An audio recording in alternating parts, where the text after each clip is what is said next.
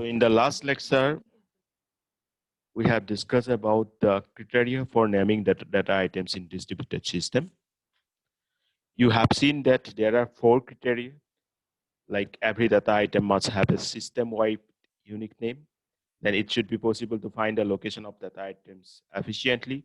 Then it should be possible to change the location of data items transparently. And it should be able to create new data items autonomously. And you have seen that in the case of name server, which is a centralized scheme, the 4th criteria is not fulfilled. Now, coming to today's point of discussion, that is use of aliases. Now, how many of you heard about this term aliases before?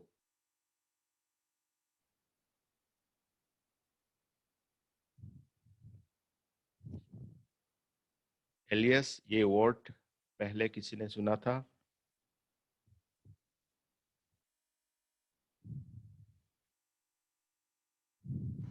Sir, শুনিছো কিন্তু meaning টো নাজানো। Okay, just try actually what it may be. কি হ'ব পাৰে এইটো?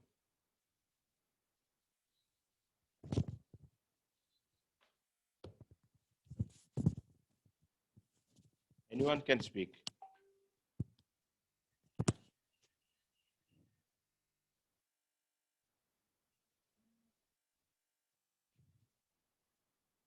Rajesh, are you there?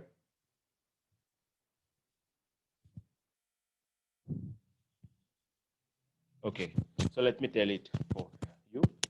So जैसे आप लोगों ने डिटेक्टिव वगैरह के नाम तो सुना होगा, डिटेक्टिव्स लाइक दैट।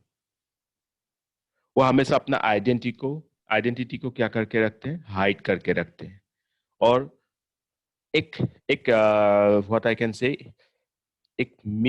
आपका एक ऐसा आइडेंटिटी बना लेता है खुद का, और एक ऐसा नाम यूज करते हैं जो उसका रियल नाम नहीं है, ठीक है? और एक you can say the false identity. Got my point? That is shown to others or external ones. Can you explain it again? Yes. Hello. Sir, can you explain it again? Yes, I am explaining it again. So what does it mean actually? See, if we talk about detectives, I know you have gone through the different detective movies or like that. So they used to take different name, like 007, सुना है? James Bond. कितने लोगों ने सुना है 007 James bond के बारे में?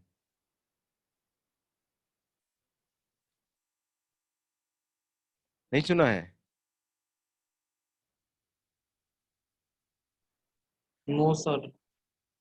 गजब करते हो यार, सुनना अभी तक एक, चलो कोई बात नहीं। तो मतलब क्या है, जैसे आपका नाम से विक्टर है इन रियल, मतलब in accurate means in what I can say your real name is Victor, but दुनिया वाले आपको जानते हैं, सपोज कोई और एक नाम बताओ, विक्टर के लिए कोई नाम बताएंगे या मैं ही दे दूं?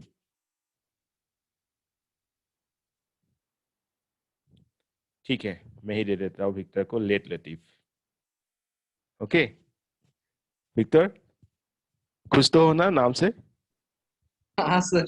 ठीक है, तो जो मैंने नाम दिया ये आपके लिए हो जाएगा एक एलियास। मतलब ये एक आपका ऐसा आइडेंटिटी है, मैं बाहर वाले को दिखा रहा हूँ बट असल में आप क्या हो? आप विक्टर ही हो, ठीक है? तो दैट इज एलियास। आप समझ में आ गया? Yes. Okay, Yes, sir. तो मैं फिर से यहाँ आ जाता हूँ। Use of aliases, so alternative to centralize scheme, each site prefixes its own site identifier to any name that it generates. As for example, site 17, मतलब 17 नंबर वाला जो साइट है उसके साथ क्या जुड़ा हुआ है? अकाउंट। ओके, कुछ भी हो सकता है, जैसे कि अकाउंट है, सेल है, anything. Okay, site 17 dot account. Now it fulfills having a unique identifier, avoid problems which associated with central control. आप मुझे सेंट्रल जो स्कीम, मतलब नेम सर्वर जो था, जो हमने डिस्कस किया था लास्ट क्लास में, उसकी कोई जरूरत नहीं है। Means I don't want to consult with the name server to for that name. Now this site itself has a name and that is unique one.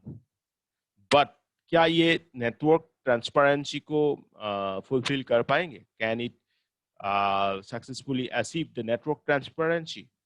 No. Network transparency, तो मैं आज पहला क्वेश्चन जो आप लोगों को पूछूंगा, which you have to answer, you all have to answer through comment, that what do you mean by network transparency? मैं अभी बताने भी जा रहा हूं, बट आप लोग आंसर दोगे yes. Okay, so network transparency मतलब देखो यहाँ पे तो ऐसा तो नहीं है कि एक ही साइट है, site 1, site 2, site 3 like that. Okay, ये जो साइट की बात कर रहा हूं मैं, दैट इज साइट 17. तो आपने नाम दे दिया है, आपकी जो साइट है उसमें एक नाम असाइन हो गया, बट ये जो नेम है, is it visible to everyone? Does the other sites are aware with this name? Come on, quickly response, हाँ या ना?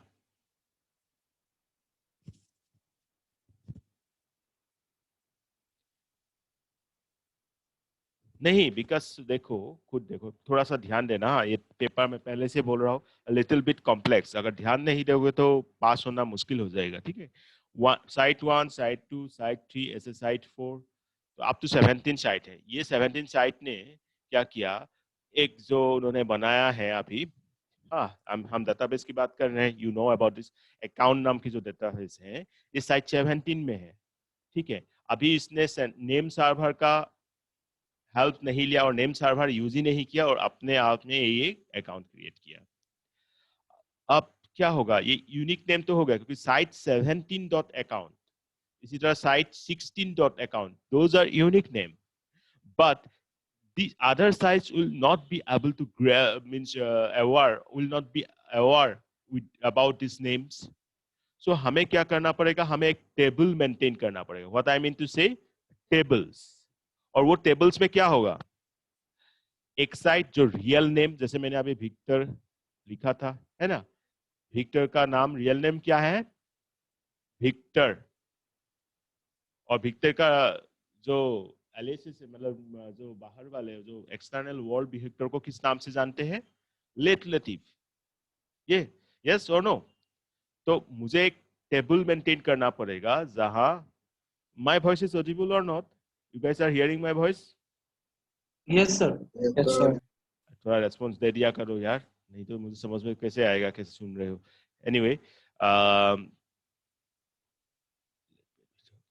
सो विक्टर को बाहर वाले लोग जानते हैं लेट लतीफ से, और ये लेट लतीफ जो है इसको मैं एक टेबल में मैच करा के रखूंगा. हाँ, विक्टर ही लेट लतीफ है, वो चीज मेंटेन करके रखा. इसी तरह आपने देखा यहाँ पे 17 साइट मैंने डिस्कस किया, 1, 2, 3, ऐसा 17 साइट. और हर एक साइट जैसे कि कुछ भी बना रहा है, सपोज अकाउंट नाम के एक डेटाबेस बनाया है, let's assume so account site 17 dot account, ये अपने आप में एक यूनिक नेम हो गया. सपोज साइट 3 में एक अकाउंट बनाया, site 3 dot account, site 1 dot account. तो जो क्राइटेरिया है यूनिक आइडेंटिफायर का, वो फुलफिल बिल्कुल हो रहा है.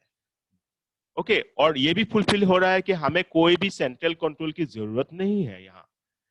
बट ये जो नेम्स हैं, ये जो बाहर, जैसे कि साइट 1 को साइट 2 के नेम्स के बारे में आइडिया नहीं होगा, राइट? तो हम इस केस में क्या करेंगे, एक टेबल मेंटेन करेंगे. इस टेबल में हम क्या रखेंगे, ये एलियासेस के रेस्पेक्ट पे इसका real name. I hope now you got it. They create a set of aliases for data items, store the mapping of aliases to the real names at each site.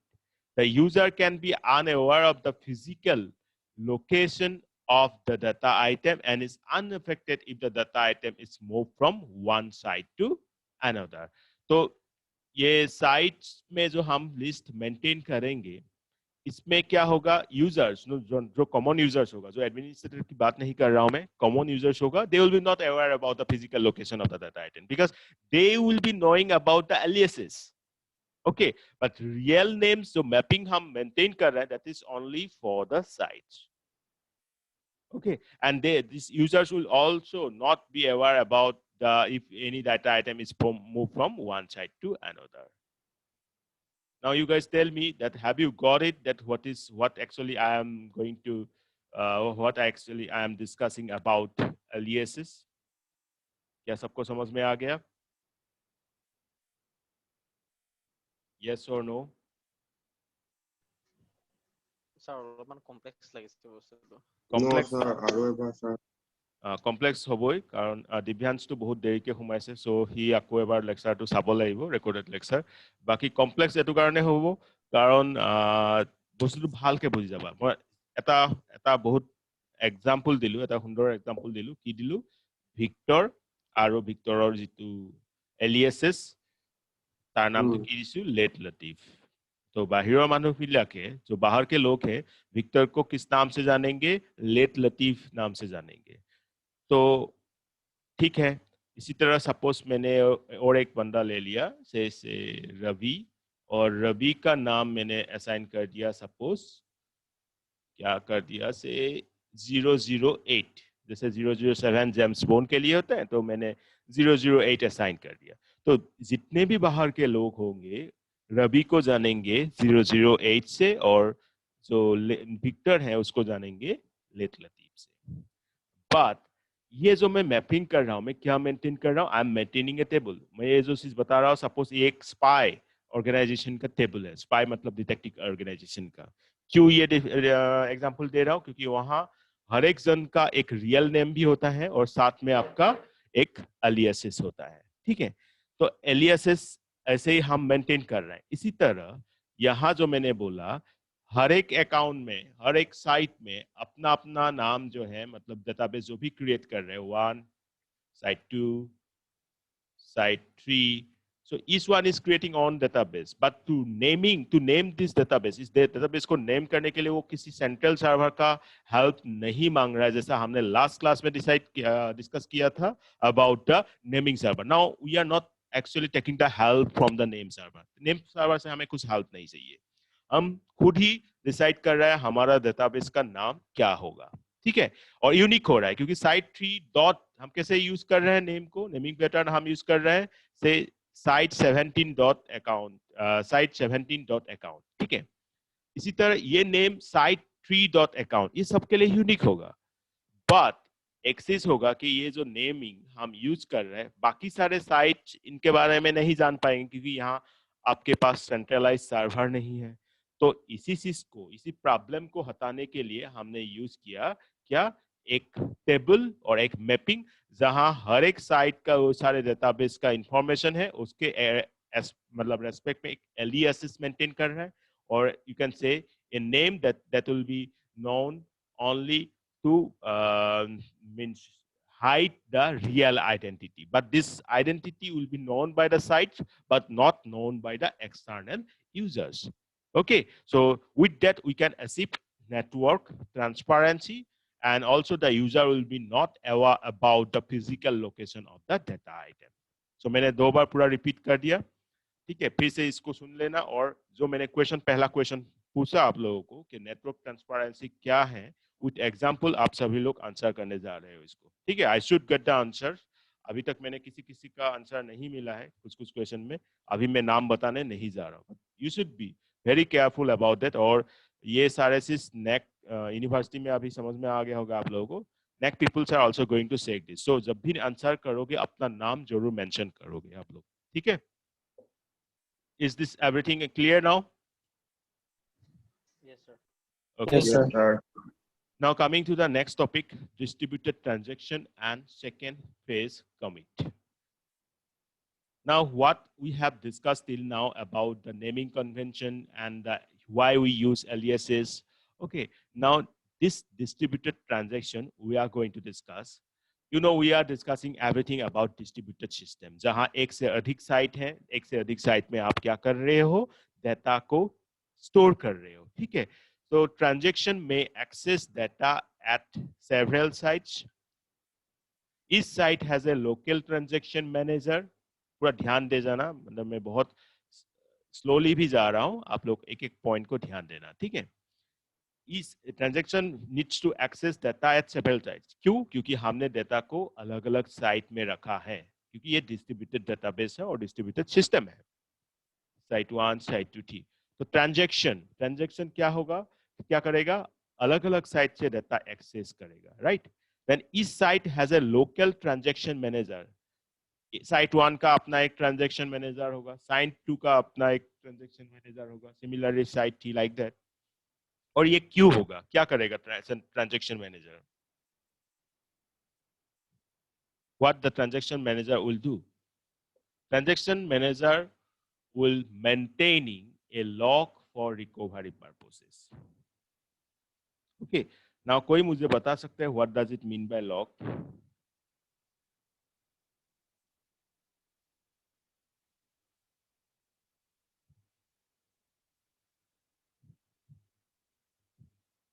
Hello, log आप लोग सुना होगा पहले कि log table और log book. Sir, logarithm পঢ়িছিলো। No, not talking about logarithm. log computer কি ভাষা में কম্পিউটাৰত আমি লগ বুলি কাক বুলি কওঁ?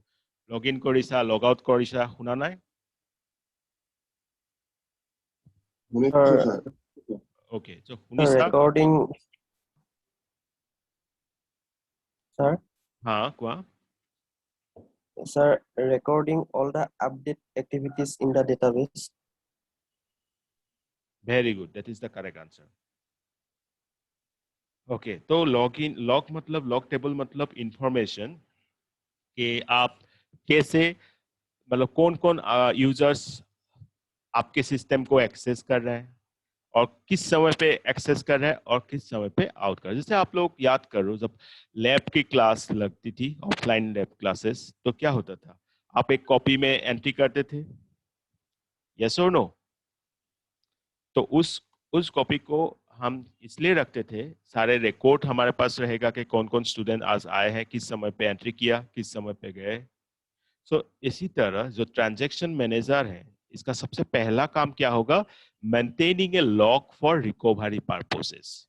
जब रिकवरी करना पड़ेगा तो obviously it will need a log. Then participating in coordinating the concurrent execution of transaction executing at that site. Now आप क्या हो रहा है, साइट तो अलग अलग है, एक साइट में क्या हो सकता है at the same time multiple transaction में हैपनिंग, यस। तो तब क्या होगा, तब हमें कॉन्करेंट ट्रांजैक्शन मैनेजमेंट की जरूरत पड़ेगी, और वो भी कौन कंट्रोल करेगा? Transaction manager.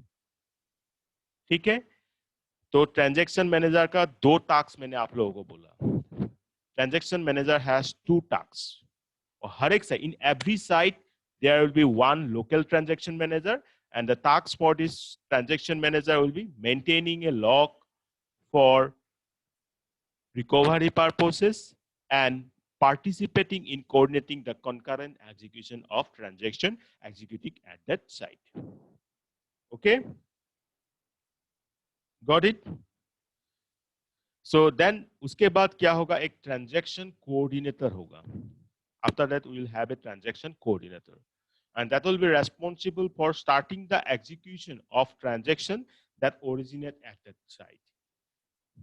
जो भी transaction उस पार्टिकुलर, सपोज मैं साइट 1 की बात कर रहा हूं, वहां पे आपको एक तो मिल गया क्या? TM। मैं TM से ये डिनोट कर रहा हूं क्या? Transaction manager. और एक मैं बोल रहा हूं TC। TC मतलब क्या है? Transaction coordinator. Now, TC का काम, फर्स्ट काम क्या होगा? It will start the execution of the transaction, start originating at that site. यहाँ पे इस साइट में, मतलब ये साइट नंबर 1 है सपोज, जो भी ट्रांजैक्शन एग्जीक्यूशन कराना होगा वो स्टार्ट करा देगा कौन? Transaction coordinator. ठीक है। Second point, distributing the sub transaction at appropriate sites for execution. अब ऐसा ट्रांजैक्शन मिल रहा है उस पार्टिकुलर टास्क को करने के लिए जो कोई और साइट से जुड़े हुए हैं, suppose site 2, site 3 like that. आप वो सारे ट्रांजैक्शन को डिस्ट्रीब्यूट करना पड़ेगा। हाँ भाई, तुम्हारा काम ट्रांजैक्शन, मतलब सपोज मैंने मान लिया ट्रांजैक्शन T2 का काम सपोज साइट 3 में है, T4 का काम सपोज साइट 2 में। ये जो डिस्ट्रीब्यूट कराने का काम भी कौन करेगा? आपका ट्रांजैक्शन कोऑर्डिनेटर। Got it? पहला दो काम समझ में आ गया सबको? यस और no? Yes, sir. Okay, very good. Then third, coordinating the termination of each transaction that originates at the site which may result in the transaction being committed at all sites or aborted at all sites. अब देखो सबसे पहला काम क्या किया transaction coordinator ने? पहला काम ये किया कि it has started the execution of a transaction at that site. Second क्या काम किया? It is distributing the subtraction at appropriate sites for execution. जहां जहां पे execution करवाना है कोई और transactions को वो करा रहा है. थर्ड क्या कर रहा है? अभी जब स्टार्ट कर रहा है तो ऑब्वियसली क्या करना पड़ेगा? हमें एंड भी कराना पड़ेगा. और यहाँ ट्रांजैक्शन के केस में हम क्या बोलते हैं एंडिंग को? कमिट. ओके, तो कमिट कराने का काम या तो एबोर्ट, कुछ मिस्टेक हो गया, कुछ प्रॉब्लम आ गई तो हम क्या कराएंगे? एबोर्ट कराएंगे. तो आइदर कमिट कराएंगे, कमिट एक बार कराना मतलब सारे साइट में कमिट हो जाएगा क्योंकि ये डिस्ट्रीब्यूटेड सिस्टम है, या तो एबोर्ट कराना है मतलब सारे साइट में एबोर्ट हो जाएगा. तो ये भी काम जो कमिट और एबोर्ट कराने का काम भी ट्रांजैक्शन कोऑर्डिनेटर करेगा. So I hope now you got it. What is transaction manager? What is local transaction manager, and what is transaction coordinator? Can I assume it, show? Yes, sir. Okay. Yes, sir. In that case, I'm coming to the last question of today's lecture. You will tell me that which one will do the following tasks. कौन ये काम करेगा? और काम क्या है? Sub transaction को means to distribute the sub transactions at different sites for execution. कौन ये काम करेगा? Either transaction manager or transaction coordinator. ये आपको जवाब देना है through comment. ठीक है? And local transaction manager का एक particular task. Tell me one particular task of local transaction manager with respect to distributed system. So these are the last questions. So with this, I hope everything is clear and this is sufficient for today. And I'm going to thereby end today's lecture. Is it okay for everyone? Yes or no?